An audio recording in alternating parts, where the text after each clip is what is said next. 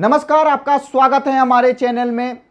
देश की एनसीआरबी की नई रिपोर्ट आई है और इसमें उत्तर प्रदेश में जो क्राइम रेट है वो नेशनल एवरेज से लगभग 28.5% कम एक तरीके से आई है इस समय। और पूरे उत्तर प्रदेश में जो आपराधिक घटनाएं पहले हुआ करती थी और अब उत्तर प्रदेश में योगी शासन होने के बाद ये जो कमी आई है, इसके पीछे की पूरी हम आपको कहानी भी बताएंगे, आखिर ये कैसे कम हुई है। और एक वीडियो जो सोशल मीडिया पर लगातार ट्रेंड कर रहा है कि 2014 में किस तरीके से जब समाजवादी पार्टी की सरकार थी उस समय जो जंगल राज की स्थिति थी, उसकी एक वीडियो पूरी सोशल मीडिया पे ट्रेंड कर रही है। उसके बारे में भी हम आपको बताएंगे, जहां पर एक महिला गन्ने के खेत में जैसे ही गन्ने की कटाई के लिए जाती है और वहां पर किस तरीके से बेखौफ जो बदमाश होते हैं, जो अपराधी होते हैं, वो घटना को अंजाम देते हैं। और उसके बाद जो उस समय की सरकार थी उसकी लीपापोती बताती है। वो पूरी वीडियो इस समय ट्रेंड कर रही है। इस समय हमारे साथ जुड़ चुके हैं राजनीतिक विश्लेषक। सर, आपका बहुत बहुत स्वागत है। नमस्कार। तो क्या कहना चाहेंगे जो ये पूरी वीडियो ट्रेंड कर रही है, आखिर इसके पीछे की क्या सच्चाई है? देखिए, आपने जिस वीडियो की बात की है कि सोशल मीडिया पर एक वीडियो वायरल हो रही है जिसमें दिखाया जा रहा है कि एक महिला है, वो खेत में काम कर रही है, फिर उसको खींच लिया जाता है और रेप की घटना होती है। उस घटना की बात मैं अगर करूं तो वो घटना जो है याद दिलाती है जब अखिलेश यादव की सरकार उत्तर प्रदेश में थी। जी। और उस समय उत्तर प्रदेश के बदायूं में 2 बहनों के साथ सामूहिक रेप किया गया था और फिर बाद में उनकी हत्या कर दी गई थी। उस मामले में 3 यादव भाई थे, वो पकड़े गए थे और उसी में 2 पुलिसकर्मी भी उस अपराध में शामिल पाए गए थे। सीबीआई की जांच में ये सामने आया था। उस समय पूरे उत्तर प्रदेश में इस बात की चर्चा उठी थी कि दलितों के ऊपर जो उत्तर प्रदेश में अत्याचार हो रहे हैं उसमें यादव कम्युनिटी का बहुत बड़ा हाथ सामने आ रहा है। और उस तरह की घटनाएं अक्सर हुआ करती थी। और उसी घटना पर मुझे लगता है कि किसी ने वो वीडियो जो बनाई है वो उसी घटना को संज्ञान में लेकर है। आज के समय में जब से योगी आदित्यनाथ 2017 में उत्तर प्रदेश में आए हैं, आपको जान के आश्चर्य होगा कि उत्तर प्रदेश में जो अपराध है वो 28.5% उसमें कमी आई है नेशनल एवरेज में। यह अपने आप में एक बहुत बड़ा उदाहरण है कि जिस उत्तर प्रदेश में अपराध, अपहरण, रेप, अवैध वसूली, इन सब मामले में उत्तर प्रदेश का ग्राफ सबसे ऊपर था, उस उत्तर प्रदेश में नेशनल ग्राफ में यदि ये आता है कि भाई अपराध में 28.5% की कमी आई है, वो भी पूरे राष्ट्रीय परिदृश्य में, तो ये बता रहा है कि योगी आदित्यनाथ उत्तर प्रदेश में कैसा काम कर रही है।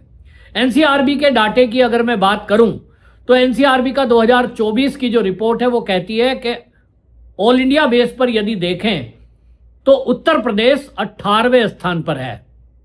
अब आप समझ लीजिए, उसमें 18वां स्थान और 28 राज्य, 8 यूनियन टेरेटरी हैं, वहां जाकर के 18वें स्थान पर है। ये बता रहा है जी। जैसा कि आप खुद उत्तर प्रदेश के निवासी हैं, तो आप कुछ बताना चाहेंगे जो उस समय का समाजवादी पार्टी के शासन में जो जंगल राज था, उस समय आपके आसपास कौन कौन सी घटनाएं हुई है, जरा आप हमारे दर्शकों को बताना चाहेंगे? तो मैं आपको याद दिला दूं कि मैं खुद उत्तर प्रदेश का रहने वाला हूं, मेरा गांव मेरठ जिले में है। एनसीआरबी के डाटा में अगर आप कहें अखिलेश यादव के समय की तुलना यदि कर रहे हो तो वो बेमानी है, क्योंकि उस समय मेरे कई सारे मित्र जो पुलिस में थे, मैं बताया करते थे वो कि ऊपर से आदेश है कि आपको एफआईआर ही दर्ज नहीं करनी। आप जाते थे थाने में, मैं खुद एक बार गया हूं, एक दोस्त की बाइक चोरी हो गई थी, चक्कर काटते रहे और किसी ने सुनवाई नहीं करी, बाइक चोरी की कंप्लेंट दर्ज नहीं हुई। घटना हो जाया करती थी, थाने में दलाल हुआ करते थे और ये कोशिश की जाती थी कि किसी तरह थाने में बैठ करके बस आपस में मामला निपट जाए। एफआईआर तो दर्ज होती ही नहीं थी। आपकी बहुत बड़ी कोई सोर्स है, किसी नेता से जान पहचान है, पुलिस के बड़े अधिकारी से जान पहचान है, कोर्ट के माध्यम से, तब जाकर के ये एफआईआर दर्ज हुआ करती थी। उसके उलट योगी आदित्यनाथ की सरकार आई तो यहां योगी जी का साफ कहना था कि जो भी कोई थाने में आ रहा है उसकी सबसे पहले आप एफआईआर दर्ज करिए, चाहे वो आपसी झगड़े की हो, चाहे रेप की घटना हो, चाहे हत्या की घटना हो, तुरंत कार्रवाई करिए और उसके बाद जांच करिए, बाद में बाकी चीजें देखी जाएंगी। तो एनसीआरबी का डाटा अपने आप ही कहेगा कि उत्तर प्रदेश में ग्राफ बढ़ रहा है। तुलनात्मक अगर अध्ययन करेंगे और जमीनी हकीकत अगर देखेंगे, मैंने बताया मेरा गांव मेरठ जिले में, और मेरठ जिला उत्तर प्रदेश के अपराध में वो सबसे ऊपर ना कहूं तो दूसरे तीसरे स्थान पर रहता था। और उस मेरठ जिले का मैं रहने वाला हूं। गांव में ये आम तौर पर था कि मुझे दिल्ली आना है तो शाम के 7 बजे ये कह दिया करते थे, भाई अब शाम हो गई, अब नहीं निकलना। रास्ते में कहां मोटरसाइकिल रुक जाएगी, छीन ली जाएगी, हत्या कर दी जाएगी, कोई भरोसा नहीं है। गांव का मेरठ से दूरी जो है कुल 20 किलोमीटर है, और वो बीच में जो एरिया पड़ता है उसमें किसी को यकीन नहीं था शाम के समय आप ठीक ठाक घर पहुंच जाओगे या मेरठ पहुंच जाओगे। और आज के समय में मैं अपने गांव जा रहा हूं, पहली बात तो एक्सप्रेस वे और हाईवे जो बने हैं, पुलिस की पिकेट गाड़ी आपको खड़ी मिलती है। किसी भी समय आप उत्तर प्रदेश में कहीं जाइए, आपको कहीं ऐसा भय नहीं लगेगा। सर ये तो रही बात एनसीआरबी की रिपोर्ट की, लेकिन जो जमीनी हकीकत है आप उस पर क्या बताएंगे कि आखिर क्या सच में जो एनसीआरबी का जो डाटा दिखाई दे रहा है, क्या वो सही में अपराध इस समय जमीनी स्तर पर कम हुए हैं? उत्तर प्रदेश भी भारत का ही एक राज्य है, और यहां की आबादी आप देखिए 22 करोड़ से ज्यादा अधिक संख्या रहती है, जिसमें सबसे ज्यादा ये अपराधी प्रवृत्ति के जो लोग हैं ये तो समाजवादी पार्टी से जुड़े हैं, और इनको समाजवादी पार्टी शासन काल में पाला गया। मुख्तार अंसारी, अतीक अहमद, किसको याद नहीं है? जो विकास दुबे था, वो विकास दुबे किसके शासन काल में पला बढ़ा? ये सब अपराधियों और माफियाओं को संरक्षण देने वाली सरकारें रही, तो इनके हौसले बढ़ते रहे, अपराध बढ़ता रहा, और इनके जो गुर्गे थे वो पूरे उत्तर प्रदेश में अपराध, हत्याएं, अवैध कब्जे, ये सब करते थे, और पुलिस की मिलीभगत उसमें साथ में आया करती थी। ऐसी सारी चीजें देखने को मिली हैं। अभी योगी शासन जब 2017 से आए हैं, इसके बाद से इन्होंने प्राथमिकता ही इस बात पे दी कि अपराध पर जीरो टॉलरेंस, और जीरो टॉलरेंस का यही मतलब है कि पहले यदि कहीं अपराध हो रहा है तो पुलिस उस पर संज्ञान ले, तत्काल एफआईआर दर्ज हो, और एफआईआर दर्ज होने के बाद उसकी जांच हो। तो जब ये आदेश आ गया तो आज की डेट में आप जाइए उत्तर प्रदेश के किसी भी थाने में, छुटपुट जरा भी कोई बात होगी, पहले तत्काल आपकी एफआईआर दर्ज की जाएगी, पुलिस संज्ञान लेगी, और ऐसा नहीं, पुलिस तत्काल उस पर एक्शन भी लेती है। आप 112 पर डायल करिए, आप ट्राई करिए, 5 से 7 मिनट में आपके पास पुलिस आ जाएगी। यहां उत्तर प्रदेश में जहां ये सोचते थे कि पुलिस से कोई उम्मीद ही नहीं है, आज की डेट में पुलिस से लोग उम्मीद कर रहे हैं कि अपराध यदि कहीं होगा तो पुलिस का खौफ उत्तर प्रदेश में कायम है।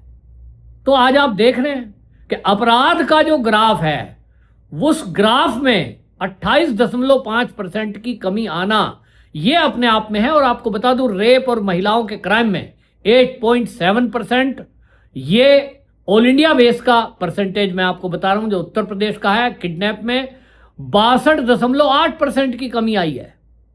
ये कमी है उत्तर प्रदेश में, जो घटनाओं में कमी आई है। और सजा मिलने की दर 75% है, जो अपने आप में एक रिकॉर्ड है।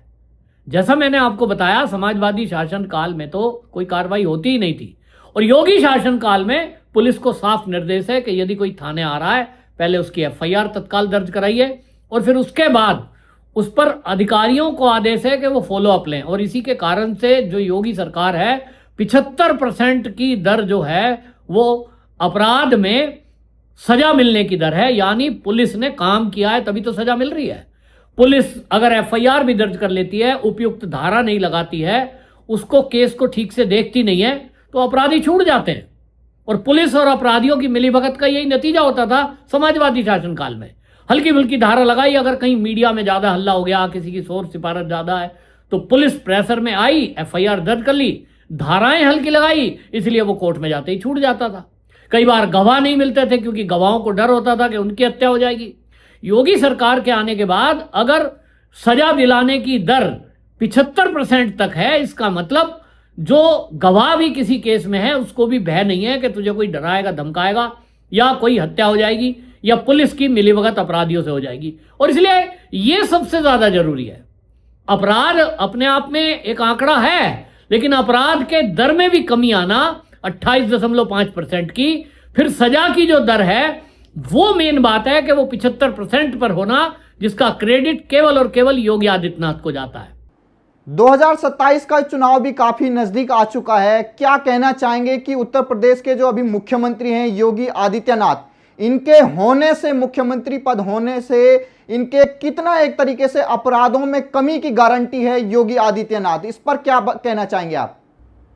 योगी आदित्यनाथ के चलते ये दिन रात जो योगी जी मेहनत करते हैं, आप सोचिए मतलब किस तरह का डेडिकेशन है उनका कि जरा जरा सी घटनाओं का संज्ञान लेते हैं। बाकायदा उनकी पूरी टीम है, पूरा मीडिया, सोशल मीडिया पर क्या चल रहा है, कहां क्या घटना हो रही है, उस पर तत्काल संज्ञान लिया जाता है और इसी के कारण पुलिस एक्टिव रहती है और पुलिस में तो मूलभूत परिवर्तन आया है। और इसीलिए योगी आदित्यनाथ को उत्तर प्रदेश की जनता बार बार उत्तर प्रदेश का सीएम चाहती है। इस बार भी आप देखिए, मैं गांव में बात कर रहा हूं तो गांव के लोग कहते हैं कि साहब अब ट्वेल्व पे रात को ये खतरा नहीं है कि कोई ट्वेल्व की मोटर खोल के ले जाएगा। गांव में ट्वेल्व है हमारी, रात में ये डर रहता था कि रात को आ गए तो खेत में से कोई निकाल के ले जाएगा। आए दिन ऐसी घटना होती थी, तार ही काट के ले जाते थे। आपको जान के ताज्जुब होगा, आज के समय में किसान तसल्ली से अपने घर में सो रहा है क्योंकि उसे पता है कि योगी शासन है तो खेतों की कोई चिंता नहीं है, कोई सामान चोरी होने वाला नहीं है। और नौकरी पेशे वाले लोग रात बेरात को कभी भी अपना आए जाएं, ये तभी हो पा रहा है कि जब योगी आदित्यनाथ की पुलिस काम कर रही है। तो आपने सुना जिस तरीके से हमारे राजनीतिक विश्लेषक ने बताया है कि किस तरीके से उत्तर प्रदेश में जब समाजवादी पार्टी की सरकार हुआ करती थी, अखिलेश यादव मुख्यमंत्री हुआ करते थे, उस समय कितने बड़े बड़े अपराध एक तरीके से उत्तर प्रदेश में हुआ करते थे और एक तरीके से पूरा जंगल राज था उत्तर प्रदेश में। और वही जंगल राज अब वहां की जो जनता है वो नहीं चाहती है फिर से 2027 में वो एक तरीके से फिर से लौटे। इसलिए ये लगातार जैसे जैसे सोशल मीडिया में लगातार चुनाव की सरगर्मियां बढ़ती जा रही हैं, ऐसे लगातार कई वीडियो निकल के सामने आ रहे हैं कि जो समाजवादी पार्टी के दौरान जो घटनाएं हुई, उन पर जो लीपापोती हुई, उसकी वीडियो एक तरीके से लगातार सोशल मीडिया पे आ रही है। आपका क्या कहना है? आपके वहां किस तरीके का जंगल राज समाजवादी पार्टी के दौरान हुआ करता था? ये खुद हमने भी देखा है, जब हम उत्तर प्रदेश में उस दौरान जाते थे तो काफी एक तरीके से जो बंगाल में कुछ समय पहले ममता के राज में जो दहशत हुआ करती थी, ठीक उसी दहशत में एक तरीके से उत्तर प्रदेश के लोगों को जीना पड़ता था। आपका क्या कहना है इस वीडियो पर? आप जरूर कमेंट करें।